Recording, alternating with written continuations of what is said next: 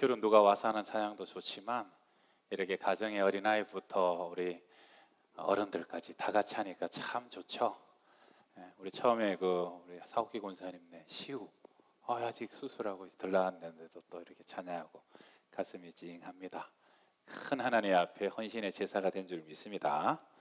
자, 우리 옆 사람 한번 인사합시다. 그런 교회를 함께 만들어 갑시다. 네.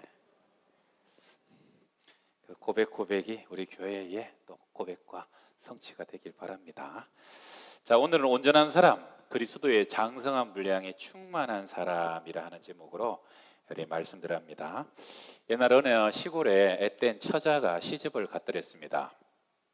시어머니가 이게 장작불에다가 아궁에다가 밥을 얹히고 난 뒤에는 며느라 불 좀 잘 떼서 밥 해놓거라 하고 출타를 하셨어요. 근데 뭐 시골에 와가지고 장작불을 떼봤어야죠. 그래가지고 그냥 장작만 열심히 갖다가 이제 넣고 불을 지폈는데 나중에 보니까 막 밥물이 차고 넘쳐가지고 밥은 다 타고 솥은 금이 갔어요. 어쩔 줄 모르고 있는데 시어머니가 돌아오셔서 그걸 하시는 말씀이 아이고야, 이 다 내 잘못이다. 내가 이렇게 밥물을 조금 붓는 바람에 이게 다 타버렸네. 그러니까 마침 그때 아들과 돌아오던 시아버지가 보고 아이고 내가 이 땔감을 너무 많이 쌓아놔가지고 그래가지고 이렇게 밥이 타버렸네. 그랬더니 옆에 그 아들이 자기 아내에게 가더니 다 제 잘못입니다 어머니 아버지. 제가 어제 우물에서 물을 너무 조금 길어다 놔가지고 그래갖고 이 사람이 물을 그밖에 못 넣어서 밥이 탄 겁니다. 뭐 그래. 그러니까 네 사람이 다 얼굴을 마주보면서 웃음꽃이 활짝 피어났더라는 거죠. 근데 그 건너편에 또 다른 한 집이 있었는데 그 집에서도 새며느리가 시집을 와가지고 똑같이 아궁이에 밥 좀 해라 그러고 이제 어머니가 출타를 했는데 그 며느리도 그냥 뭘 몰라가지고 나중에 밥물이 넘치고 밥이 타고 냄비가 금이 가다 못해 깨져버렸어요. 그랬더니 시어머니가 와가지고 뭐라 그러냐면 너는 친정에서 뭘 배워가지고 밥 하나 똑바로 못하냐 이러니까 며느리가 또 자기 집안을 걸고 넘어지니까 얼마나 그래요. 내가 일부러 그랬냐면서 또 시어머니에게 따집니다. 그랬더니 옆에 있던 아버지가 이것이 어디서 배운 버르장머리라고 호통을 치는데 며느리는 또 자기 변명을 계속 늘어나요. 억울하다고. 그랬더니 보다 못한 그 남편이 가가지고 싸대기를 한 대 탁 날리니까 땅바닥에 떼굴떼굴 구르면서 나 죽여라 나 죽여라 그래서 온 동네가 떠나가도록 소리를 질렀답니다. 여러분, 며느리는 똑같은 잘못을 했는데 한 집안은 참 성숙해요. 성숙한 집안은요 어떤 사람이 들어와도 함께 성숙하고 함께 행복하고 함께 즐거운 겁니다. 그런데 이 참 미숙한 집안은요 남 탓하고 너 탓하고 그런 사람은 어떤 사람이 들어와도 가정에 항상 지옥 같아요. 항상 힘들어요. 여러분, 명절이 다가오네요. 여러분의 가정이 이번 명절에 하나님 안에서 천국이 되시기를 바랍니다. 성숙하고 사랑하고 섬겨줌으로써 그러면 가정이 천국 되어 간다 하는 겁니다.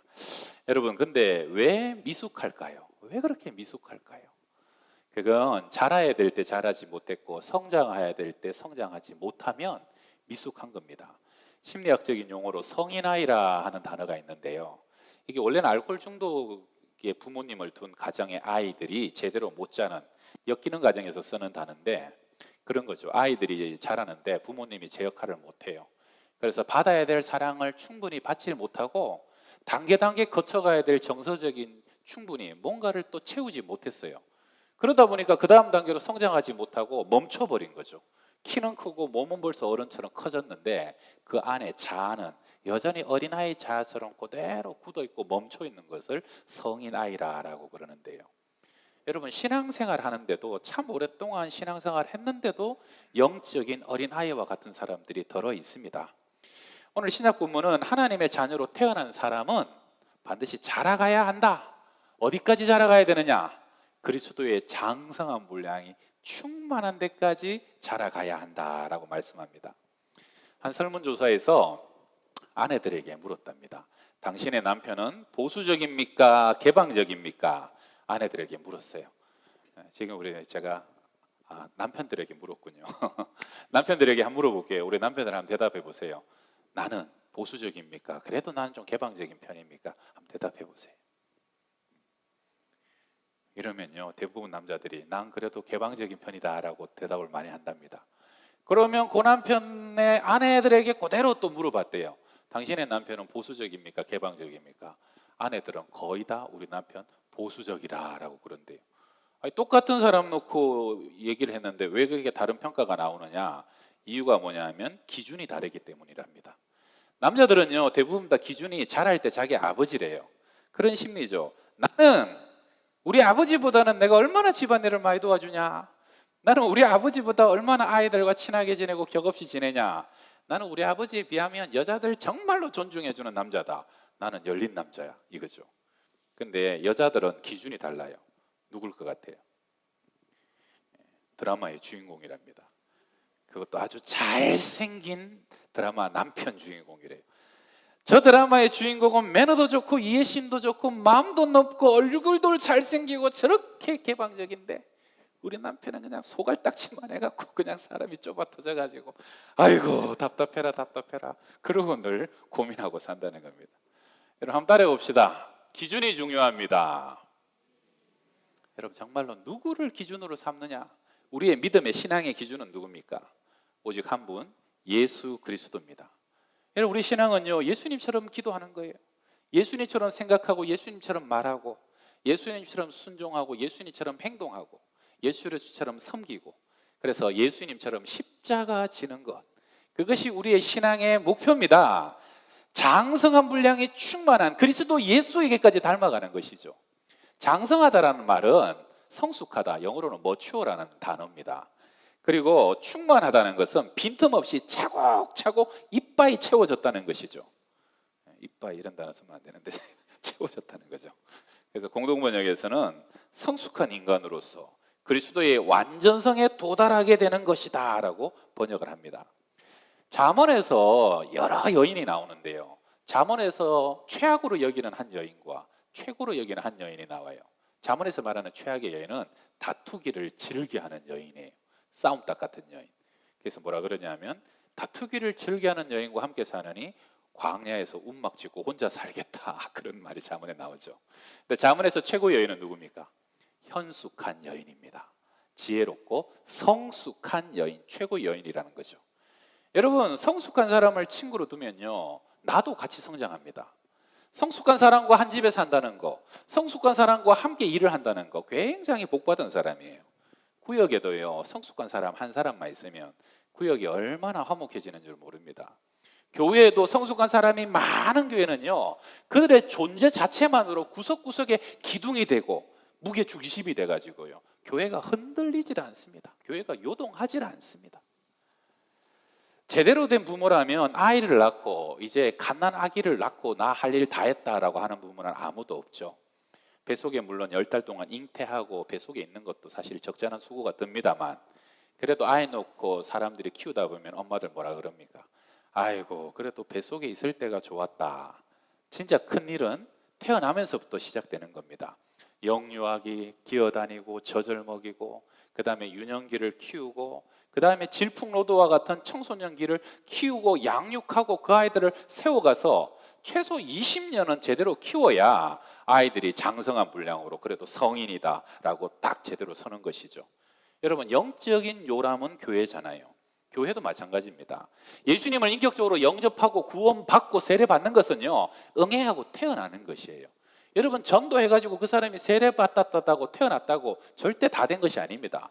물론 그에게 영원한 생명이 주어진 것이고요, 하늘나라의 백성이 된 것은 대단히 놀라운 사건입니다만, 그러나 자라가야 됩니다.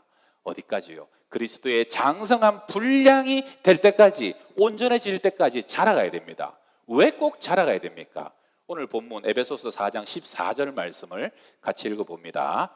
이는 우리가 이제부터 어린아이가 되지 아니하여 사람의 속임수와 간사한 유혹에 빠져 온갖 교훈의 풍조에 밀려 요동하지 않게 하려 함이라. 여러분 영적인 어린아이를 벗어나기 위해서 제발 어린아이 때의 모습, 어린아이 때의 연약함을 좀 벗어버리라는 것입니다. 어린아이는 어떻습니까? 막 요동합니다. 흔들립니다. 여러분 주기심이 없어요. 그래서 겨처럼 그냥 어디로 날아다니고 어디로 휩쓸리는지 본인도 모르는 것이, 그것이 영적 어린아이죠. 신앙생활 그렇게 오래 했는데도요, 연수가 깊어졌는데도 툭하면 삐지고 툭하면 시험 들고 툭하면 잠수 타버리고 어디 갔는지 안 보이고. 여러분, 어린아이의 대표적인 특징은 자기중심성과 변덕입니다. 변덕. 모든 것이 나를 위함이에요. 기도를 해도 전부 다 나를 위한 제목밖에 없어요. 믿음 생활의 목적도 나를 위함입니다. 너를 사랑하는 것 같고 하나님 사랑하는 것 같아 보이는데 가만히 보면 다 자기 위해서 사랑하는 것이에요. 이것이 영적 어린아이. 사람도 그런 사람 있잖아요. 사랑해요. 근데 알고 보면 다 자기를 위해서 사랑하는 거예요. 교회 생활도요, 내가 주님을 위해서 뭘 할까? 내가 주님을 위해서 무엇을 드리고 어떻게 섬길까? 그런 관심은 없어요. 교회가 나에게 무엇을 해줄 수 있을까? 혹시 나에게 더 많은 혜택을 주는 교회는 없나? 항상 그것이 관심사다 보니까, 그래서 항상 이 교회 저 교회 철새 교인처럼 떠돌아다니면서 그렇게 다녀도 전혀 부담이 없어요. 나 좋은 것만 받으면 되니까. 또 하나는 어린아이는 변덕이 많아요. 아이들은 그렇잖아요. 금방 울었다가 금방 웃었다가. 그러니까 은혜 받아갖고 뜨거운 것 같은데 지나고 나면 금방 식어버려요.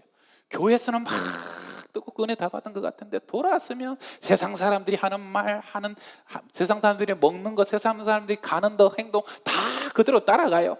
전혀 깊이가 없고 무게중심이 없고 막 변덕이 죽을 듯 하는 것이죠. 신앙과 인격도 항상 안정감이 없어요. 그래서 가족이나 주위의 사람들을 늘 불안하게 만드는 사람, 누가 성숙합니까? 안정되게 한결같이 항상 그 자리 가운데 머물고 섬기고 그 자리를 지킬 수 있는 사람, 성격이 온유한 것 겸손함으로 안정감을 주면서 곁에 있는 사람을 항상 따뜻하게 품어주는 사람, 여러분 그런 사람이 성숙한 사람입니다. 할렐루야. 또 영적 어린아이의 특징은요, 여러분 간사한 죄의 유혹에 약해요. 죄에 너무너무 쉽게 넘어집니다. 그래서 자기 영성 관리가 안 됩니다. 교회 오긴 오는데 오는 이유도 거의 회개하려고 옵니다. 한 주간 내내 죄 짓다가 교회 와서 그래도 교회 와가지고 잠깐 예배하다가 아이고 나 이래도 아직도 구원받겠구나, 나 그래도 아직도 천국은 가겠지, 그런 것이 주 관심사예요. 그래서 죄 짓고 회개하고 죄 짓고 회개하고. 여러분 좀 죄를 다스리고 이겨갖고 견고하게 서가지고 봉사도 하고 다른 사람도 좀 세워주고 하나님의 나라의 비전도 좀 보고 달려가고 그렇게 살아야 되는데, 그런 건 여력도 없고 관심도 없는 사람들이에요.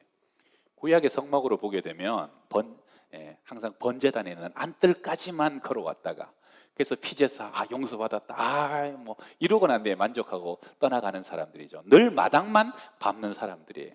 여러분 성막으로 치면요, 성소로 들어가가지고 이 기도의 그 깊은 향 속에서 하나님의 음성과 하나님의 임재에 교통하는 기도, 또 말씀도 좀 단단한 식물을 먹으면서 좀 견고하게 튼튼하게 힘있게 좀 세워지고 지성소 가서 하나님의 영광을 보면서 야 이게 하나님 나라의 영광이구나, 이것이 세상이 줄 수 없는 기쁨이나 감격하면서 그 하나님의 꿈과 비전을 가지고 함께 좀 달려갈 수 있는 사람들. 그러나 영적 어린아이들은 그런 것에 대한 기대감이 없어요. 그래서 교회 오나 항상 습관적으로 와서 꼭 출석부 도장 찍는 것처럼 예배 드렸다 그러고 이제 가면 그것이 다이고 그렇게 해도 충분한 사람들이에요. 그리고 마지막으로 영적 어린아이들은요, 온갖 교훈의 풍조에 밀려 요동합니다. 이단들, 신천지 사이비들, 종말론자들 와가지고요, 어떤 말 하면 막 비유풀이 하면 화호 하면서 전혀 분별력이 없어요. 식견이 없어요. 훅훅 넘어가는 거예요. 신비주의적인 신앙도 이렇게 보게 되면 누가 좀 병 치유받았다, 뭐 환상을 봤다, 뭐 쪽지게 같은 예언을 들었다, 신비한 은사가 있다 그러면 여러분 그런 것들 중요합니다. 신앙생활이 꼭 필요해요. 그러나 그것은 한 부분이에요. 영성의 한 부분이에요. 그것이 다인 줄 여겨갖고 평생 그런 자리만 쫓아다니다가 그냥 평생 센세이션만 쫓아다니는 거, 그러면서 본인은 대단하게 영성적이고 신앙이 깊은 줄 알지만, 그러나 성경적으로 보면 그런 사람들도 영적 어린 아이라는 거예요. 자라가지 못했으니까요. 장성한 분량, 충만한 분만, 체험만 있는 게 아니잖아요. 섬겨야 되고요, 말씀의 깊이가 있어야 되고요, 자기 비움과 절제가 있어야 되고요, 그리고 하나님 나라의 큰 그림을 보면서 그렇게 자라가야 된다는 것이죠. 제가 20대 초반에 대구에서 이제 고등학교를 졸업하고 서울 오면서 친한 친구가 하나 같이 서울 올라왔어요. 안 믿는 친구였는데 전도를 했죠.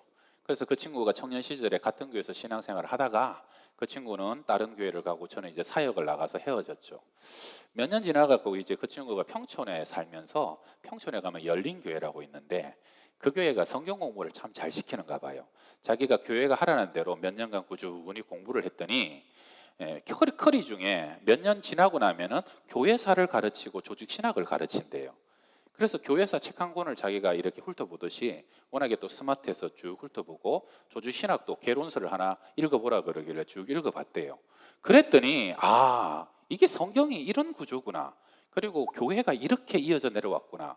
그러고 난데 그 다음에는 어디 지하철이나 학교 가면은 또 이단들이 뭐 찌라시를 나눠주고 또 뭐 도를 아십니까? 그러고 얘기를 하는데 자기가 가만히 듣고 읽어보면 택도 안 되고 말도 안 되는 게 너무 뻔히 보인다는 거예요. 그래서 저보고 뭐라냐면 경우야, 야 교회사랑 조직신학 한 권 읽고 성경 공부 좀 몇 년 했더니 나는 아직 사실은 신앙생활 한 지 10년도 안 됐는데 그 신앙생활 몇십 년 한 사람들이 왜 이단에 넘어가는지 나는 이해가 안 된다. 야 조금만 공부하면 그거 금방 보이는 거 아니냐고 저한테 묻는 거예요. 야 훌륭한 교회구나. 참 훌륭한 교회다. 벌써 단단한 식물을 먹어가지고 견고하게 쓴 거예요. 보면 말도 안 되는 거 어떻게 거기에 넘어가는 거예요? 말도 안 되는 교리 가지고 말도 안 되는 아전 인수격인 비유풀이 갖고 어떻게 넘어가느냐고 그렇게 저한테 묻더라니까요. 여러분 우리가요 설교의 은혜도 있고 예배도 열심히 드려야 되지만 성도들은 반드시 성경 공부를 해야 됩니다. 성경을 때로는 시간을 갖고 충분히 연구하는 시간을 가져야 됩니다. 주일 예배의 설교의 은혜가 다르고 성경 공부의 은혜가 다릅니다. 믿으십니까? 여러분 성경 공부를요 여러분이 평생 교회 생활 하셨으면 최소한 한 10과목 이상은 들으셔야 돼요. 그것도 진짜 최소고 성경 공부를 제대로 하셔야 돼요. 그래서 우리 봄에 5주 했는데 이번에는 7주로 교리도 하고 소요리 문답도 하고 기도도 하고 정말 우리 교회 꼭 하면 좋겠다는 걸 4과목을 개설을 했습니다. 여러분 온라인 성서대학이기 때문에 마음만 먹으면요 집에서건 학교에서건 직장에서건 어디서든 수업 받을 수 있는 거 얼마나 좋습니까? 저는 한 사람이 꼭 한 과목은 신청하시길 바랍니다. 할렐루야 할렐루야 할렐루야. 성경 공부합시다. 여러분 요즘 보세요. 요즘 도처에 여러분 재앙 말이 아니잖아요. 브라질에요 1년 넘게 산불이 안 꺼진답니다. 기온 이상 때문에요. 얼마나 비가 안 오는지요. 1년이 지났는데 산불을 끌 수가 없대요. 반대편에서는 비가 마여서 메뚜기가 알을 많이 까갖고 막 메뚜기 재앙을 잡을 수가 없고 해일에다가 여러분 요번에 태풍에다가 폭풍에다가 재난에다가 또 저쪽에는 가뭄에다가 여러분 뭐 느끼는 거 없으세요? 여러분 주님 오실 때가 멀지 않았습니다. 말씀으로 무장해야 됩니다. 요셉이 7년 대풍령 기간 동안요 차곡차곡 양식을 저축했잖아요. 비축했잖아요. 그래서 7년 대흉년을 죽지 않고 살아남을 수 있다는 것입니다. 우리는 기회 될 때 내가 여러분 하나님께서 기회 주실 때 은혜의 때에 반드시 말씀으로 무장해야 됩니다. 지금은 영적 위기의 시기입니다. 하나님이요 영적 알곡과 가라지를 갈라내고 계셔요. 여러분 정말 정신 차리셔야 됩니다. 어느 순간 나도 모르게 내가 가라지고 되고 내가 쭉정이 돼가서 날아가 버릴 수 있어요. 우리의 자녀들이 지금 정말로 정신 안 차리면 우리 자녀들이 어느 순간 가라지 되고 쭉정이 되고 날아가면요 그 다음에는 내가 못 잡습니다. 내가 못 잡아요. 할 수 있을 때 하지 않으면 하고 싶을 때 할 수 없을 때가 옵니다. 밤나무 상수리나무 전부 다 배임을 당하는 시대입니다. 거룩한 거루터기 하나님이 지금은요 거품을 걷어내시는 시기예요. 한국교회 그렇게 덩치 크고요 세계에 막 100대 교회 절반 있고 10대 교회 절반 있다고 자랑하는데 하나님이 기뻐하시지 않으시는 것 같아요. 그래서 주님은요 적더라도 그루터기를 지금 거품을 걷어내시면서 그루터기를 남기셔가지고 때가 되면 저는요 반드시 그 그루터기가 다시 일어나가지고 하나님의 거룩한 부흥의 때를 맞이하게 될 것이라고 저는 믿습니다. 저는 우리 양평동교회 성도들이요 정말로 쭉정이 가라지 되지 않기를 바랍니다. 여러분 알곡 되셔야 돼요. 천국 창고에 쌓여지셔야 되고요 그루터기로 하나님의 부흥의 때 다시 쓰임 받으셔야 되는 줄 믿으시길 바랍니다. 초대교회도 성령 강림으로 교회가 시작되었는데 6장에 보게 되면 큰 위기가 오죠. 여러분 히브리파 헬라파가 갈등이 일어나서 교회가 두 쪽으로 쪼개질 위기가 있어요. 여러분 표면적인 이유는 돈 문제, 재정 문제, 배분 문제, 구제 문제입니다. 그런데 사도들은요, 이게 왜 이런 위기가 왔는지 정확히 꿰뚫습니다. 그리고 첫 번째 대안을 내놓는데 그게 뭐냐면 6장 4절, 우리는 오로지 기도하는 일과 말씀 사역에 힘쓰리라. 아멘.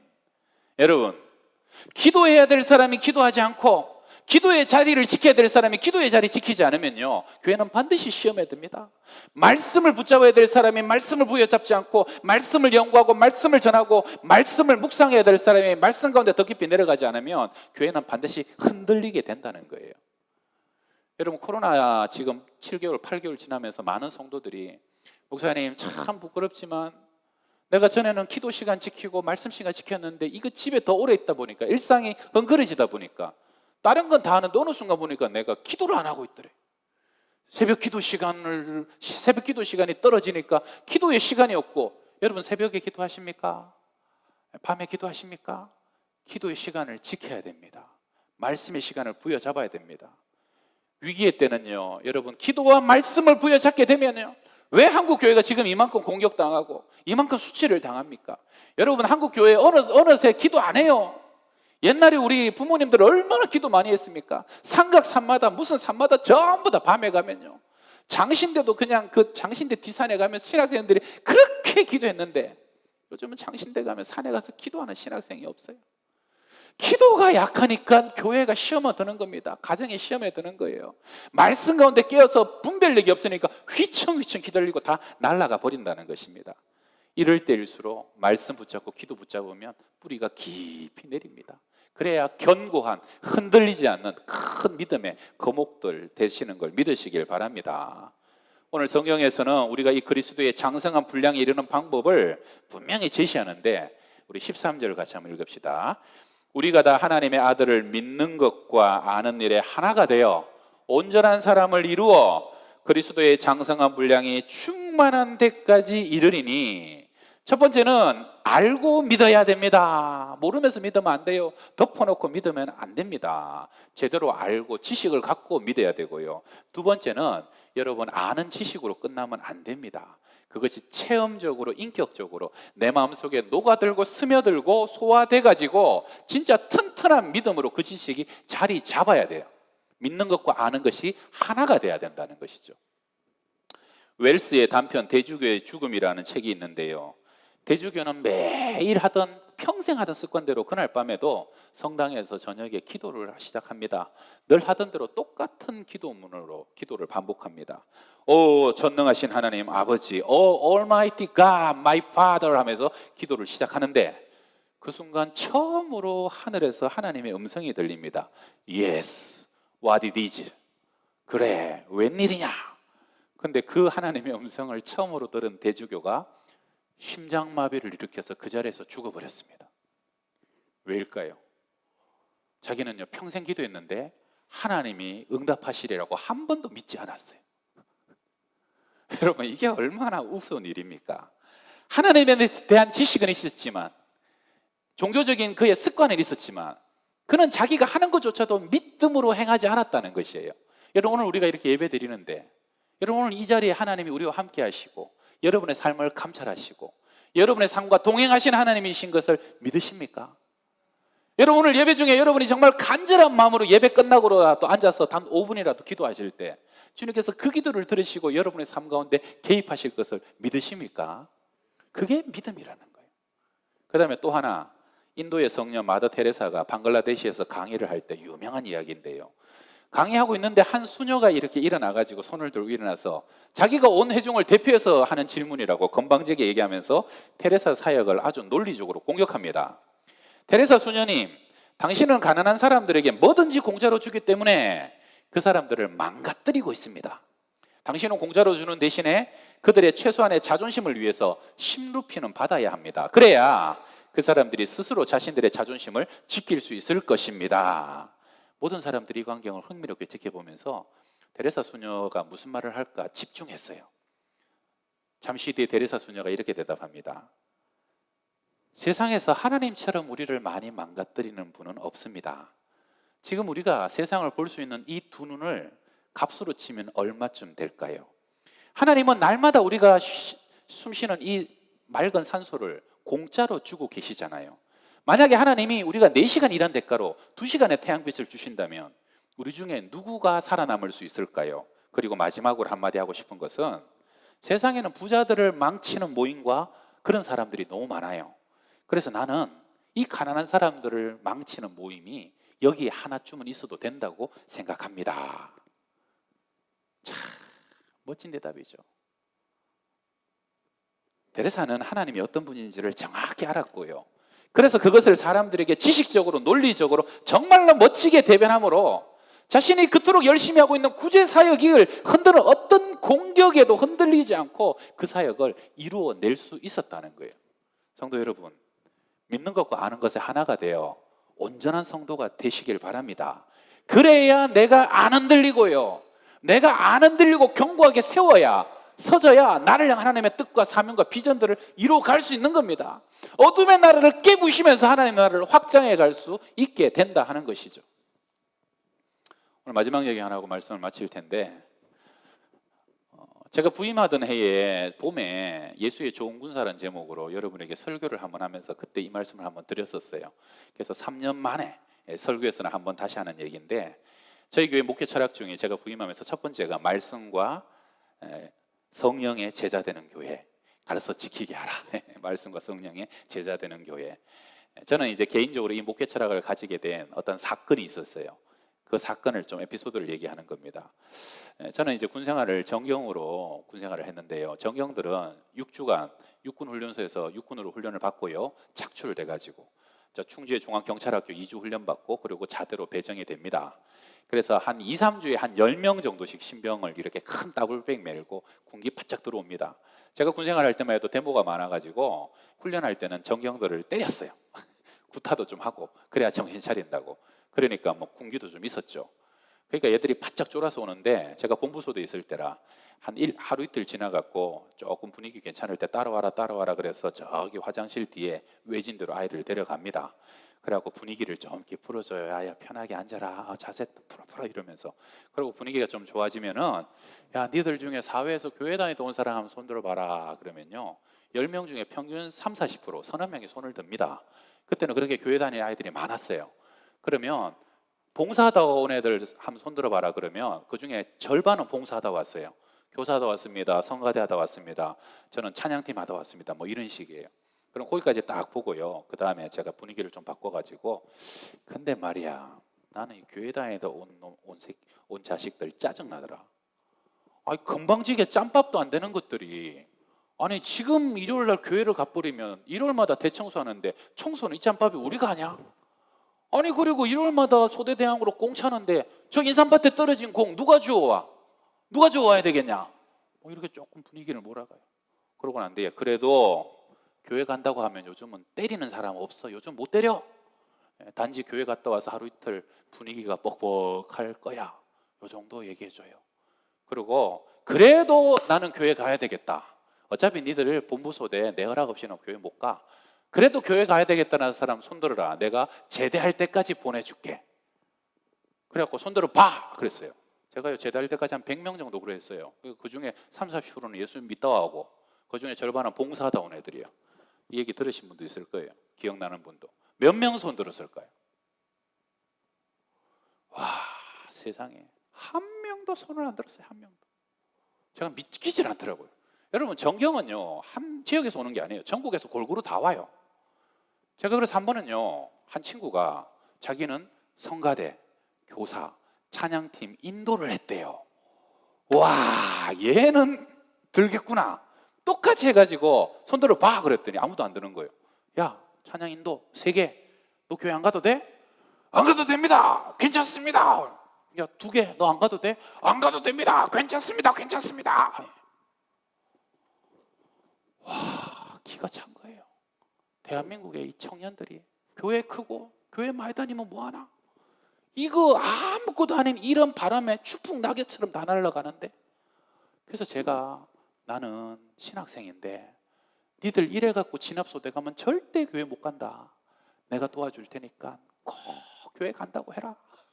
그래서 내려보내고 저는요 여러분 눈물이 나더라고요. 저는 그때 무슨 생각했냐면, 제가 그때 20대 중반의 어린 나이였지만, 하나님 나는 나중에 제대해갖고 목회할 때 썬데이 크리스찬 목회는 안 할랍니다. 썬데이 크리스찬 주일날 잠깐 교회 가고 오는 애들 봉사한다고 또 저런 거에 저렇게 시달리면 다음에 진짜 칼 대고 주님 믿을래 안 믿을래? 믿을 사람 하나도 남겠습니까? 순교자들이 피 흘리고 지켜온 이 교회, 한국 교회의 신앙을 누가 이어가겠어요? 아무도 이어갈 사람이 없는 거예요. 여러분, 제대로 군사되고 제자되는 한 사람이요 100명보다 낫고요. 하나님은 교회가 아무리 어려워도요 노아 한 사람, 다니엘 같은 사람 한 사람, 에스겔 같은 사람 한 사람, 여러분 그런 사람을 통해서 다시 교회를 일으키고 새롭게 하신 것을 믿으시길 바랍니다. 에스라 같은 한 사람, 느헤미야 같은 한 사람, 그런 사람들이 성을 다시 세우고 성전을 다시 짓고 하나님의 나라를 세우게 된다는 것입니다. 명목상의 크리스찬이 아니라 정말로 예수 안에 자라갖고 장성한 분량이 충만하여서 흔들리지 않고 요동하지 않고 죄를 이기고, 그래서 하나님의 큰 영광을 위해서 이 땅이 아니라 하나님의 나라를 위해서 나아갈 수 있는, 저는 우리 양평동교회가 그런 교회가 되었으면 좋겠습니다. 그런 교회 되게 하소서. 할렐루야. 기도합시다. 하나님, 정말로 그런 교회가 되기를 원합니다. 말씀이 살아 역사하고 하나님의 아들을 믿는 것과 아는 것에 하나가 되어 어떠한 유혹과 시련에도 흔들리지 않는 성도를 그렇게 세워주는 교회, 성전 뜰만 마당 뜰만 밟고 가는 것이 아니라 깊은 하나님의 음성을 듣고 아버지와 단단한 식물을 먹어 견고하게 세워지고 더 깊은 지성소로 나아가 하나님의 영광을 보고 이 땅 가운데 원하시는 하나님의 꿈과 비전의 소원을 이루어가는 그러한 주의 제자, 그러한 주의 군사들, 장성한 분량이 충만한 하나님의 사람들, 저희들 다 될 수 있도록 인도하여 주시옵소서. 예배에 더 깊은 감동감화를 더하여 주시고 말씀을 부여잡게 하여 주시고 기도 속에서 주님 날마다 만나는 감격이 있게 하여 주옵소서. 예수님의 이름으로 기도드립니다. 아멘.